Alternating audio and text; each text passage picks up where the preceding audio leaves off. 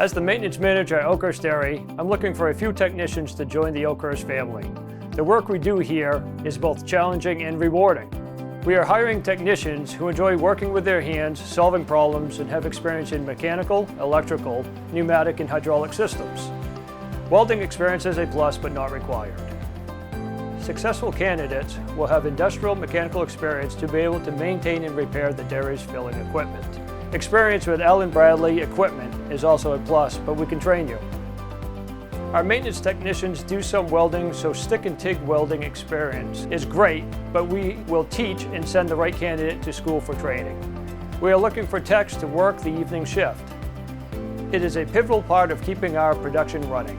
It is a very satisfying job knowing that we are keeping people employed like our staff and Maine dairy farmers.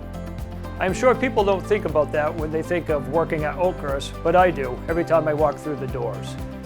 If you're looking for a good team, we have that. If you're looking for good pay, we have that. If you're looking for good benefits, we have that. If you're looking for a great experience, we have that. Our maintenance team is well trained, easygoing, and will work to help train new folks. If you've got the skills we are looking for, reach out to us today.